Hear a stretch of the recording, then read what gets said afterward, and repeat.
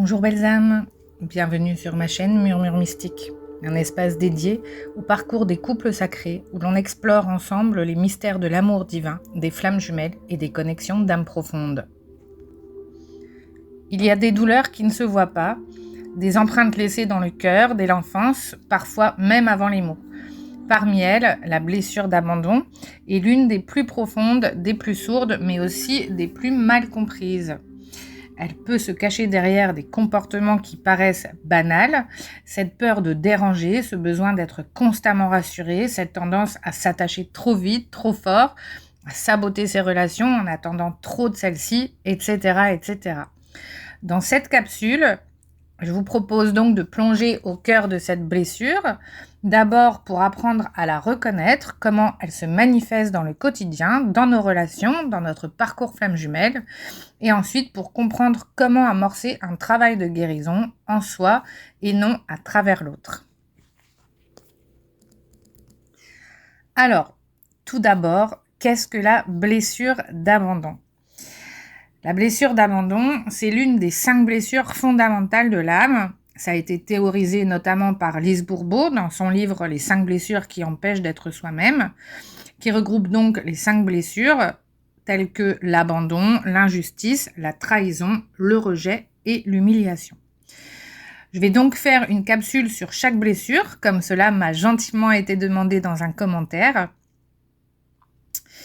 Mais aujourd'hui, donc, nous allons voir ce qu'est la blessure d'abandon.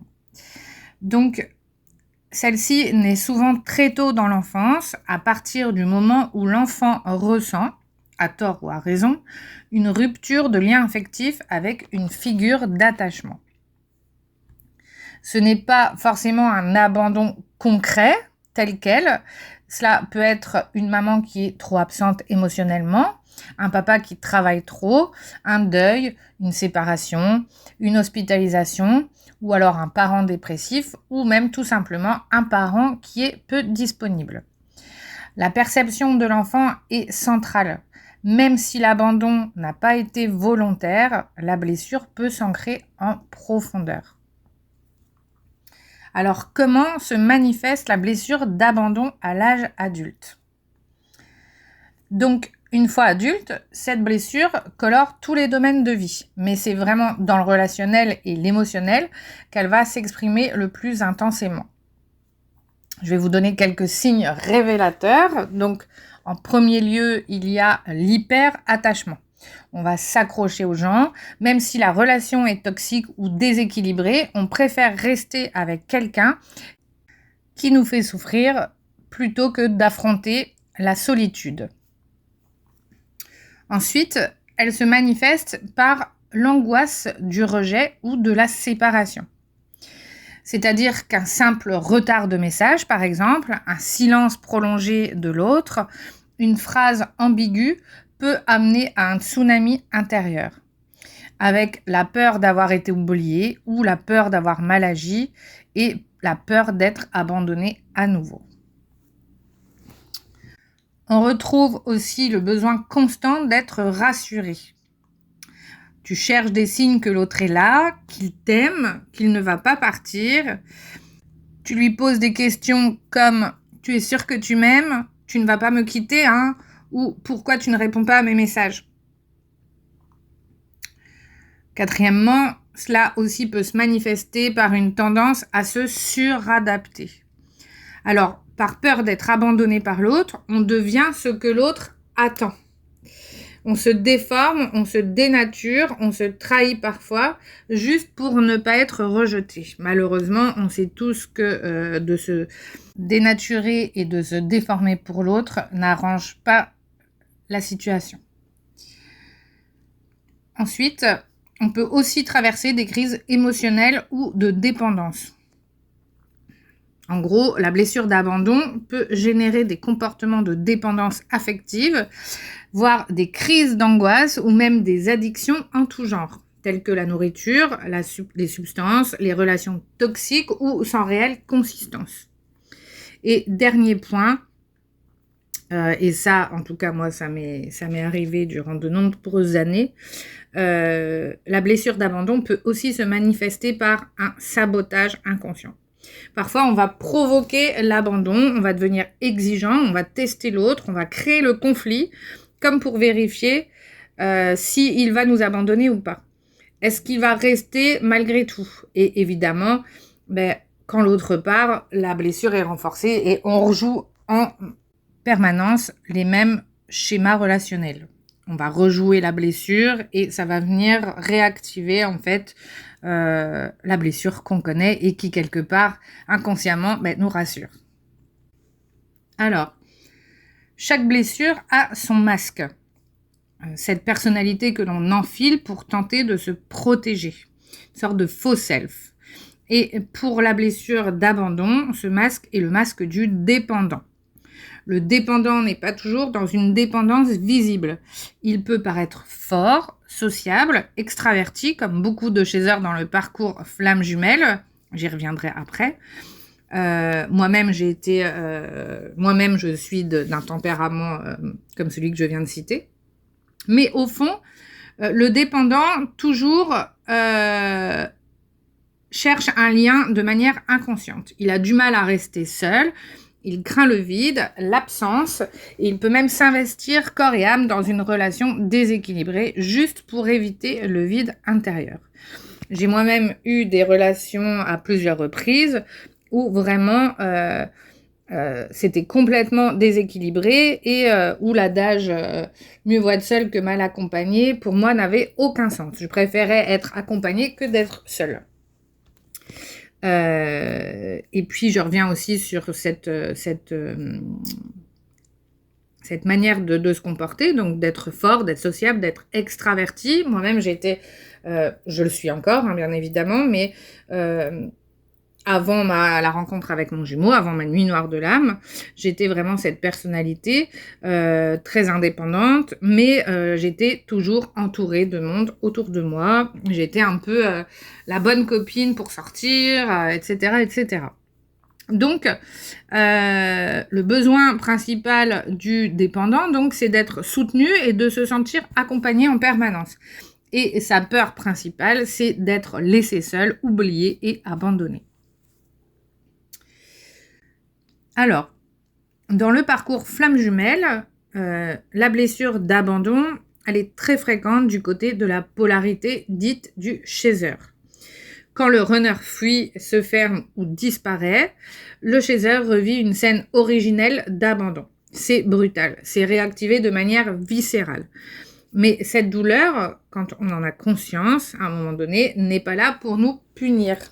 C'est même un cadeau. Elle est là pour montrer, pour révéler la part encore blessée, encore dépendante et encore non souveraine. Ainsi, le parcours n'est pas un châtiment, il est une invitation, une initiation à la guérison. Tu ne peux pas forcer l'autre à rester, mais par contre, tu peux te choisir, te stabiliser, devenir ton propre pilier, et c'est ça qui transforme le lien. Alors, comment guérir ou du moins apaiser la blessure d'abandon? Guérir ne signifie donc pas effacer, mais plutôt reconnaître, accueillir et transformer cette blessure. Voici plusieurs axes de travail pour cela. En premier lieu, tout d'abord, la reconnexion à l'enfant intérieur. Cette blessure appartient donc à ton enfant intérieur. Il est donc essentiel de l'écouter, de le réconforter et de lui redonner de la sécurité. Pour cela, on peut pratiquer des méditations guidées où on visualise son enfant intérieur. Il y en a plein sur YouTube. Et de cette manière-là, on va rassurer notre enfant intérieur en communiquant avec lui et on va lui dire qu'on est là et qu'on ne l'abandonnera plus. Alors, un petit tips littéraire. J'ai lu un bouquin que je vous conseille fortement. Le titre, c'est « Guérir son enfant intérieur en 7 étapes » de Lila Saïdan. Elle en a écrit un autre, il me semble, sur le transgénérationnel, mais je ne l'ai pas potassé. Et franchement, c'est un bouquin qui est très simple d'utilisation, qui fait une 100aine de pages. Et en fait, c'est plein d'exercices pour guérir de ses blessures émotionnelles au niveau de son enfant intérieur. Pour moi, c'est vraiment un bel outil, donc je vous le conseille.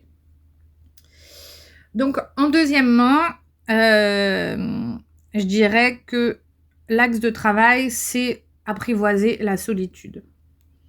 Alors, la blessure d'abandon, elle se guérit dans la présence à soi-même.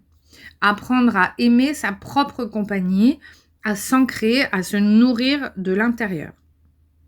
Pour ce faire, vous pouvez créer des rituels rien que pour vous, avec des balades en forêt, des lectures, des moments sans téléphone, de se reconnecter à sa propre énergie.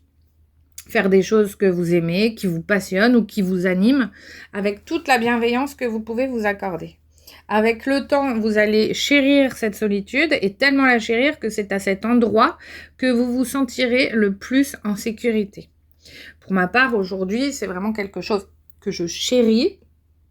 Je le chéris tellement que sortir de chez moi, c'est toujours compliqué, non pas par peur, mais vraiment c'est parce que je me sens tellement bien chez moi, tellement bien dans mon environnement, que je vois pas l'intérêt de sortir, aller me noyer dans la foule, ou des choses comme ça, où je vais prendre les énergies de tout le monde, et qui seront pas forcément les meilleures.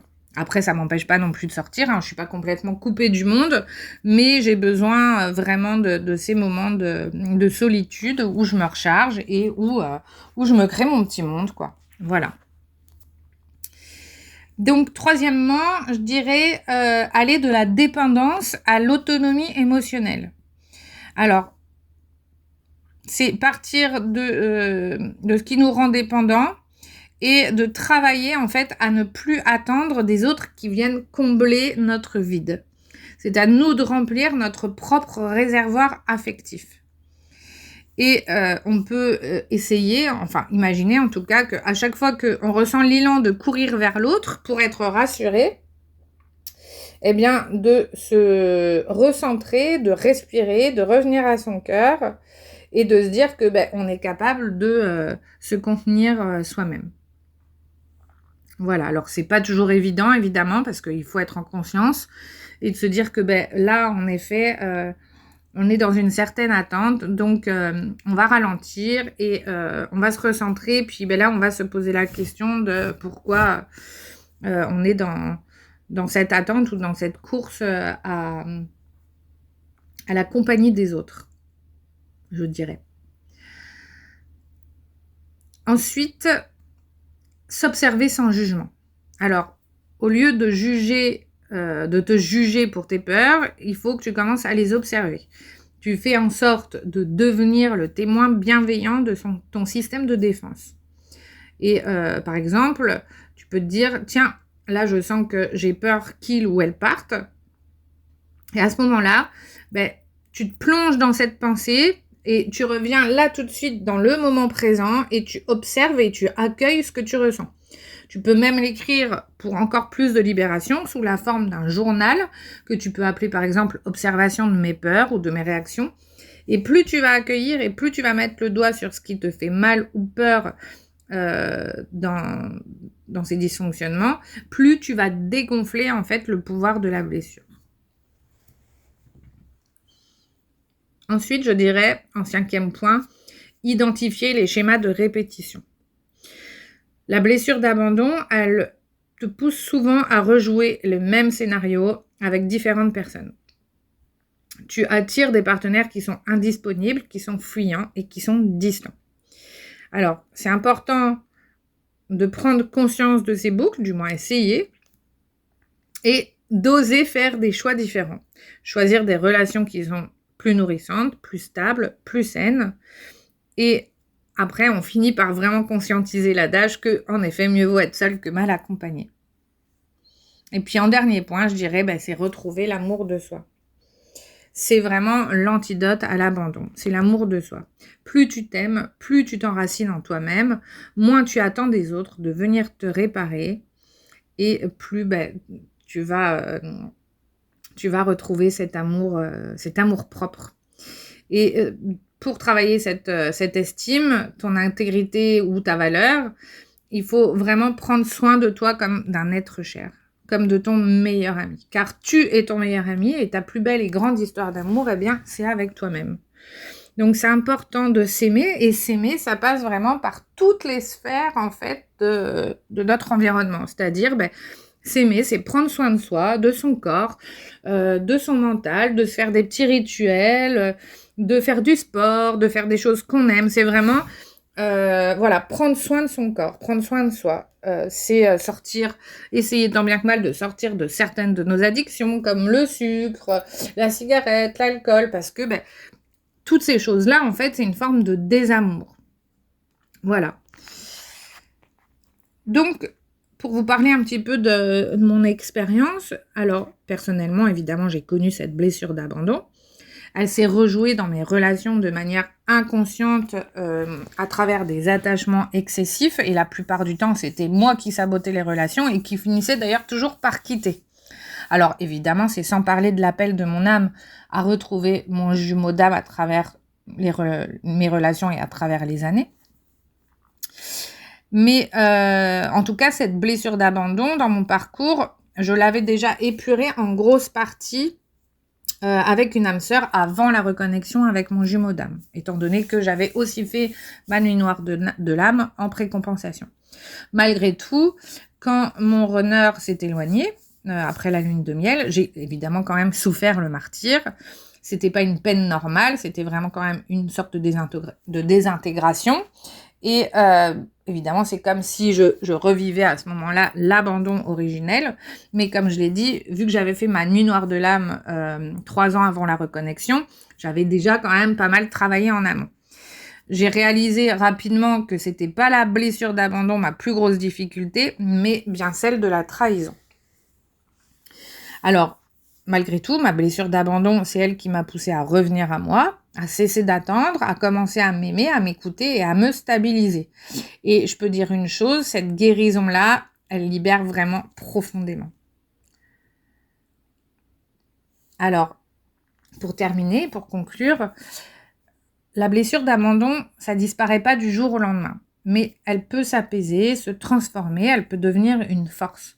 Parce que derrière elle, il y a une quête de lien sacré, un désir profond d'unité. Et cette unité, elle commence par toi.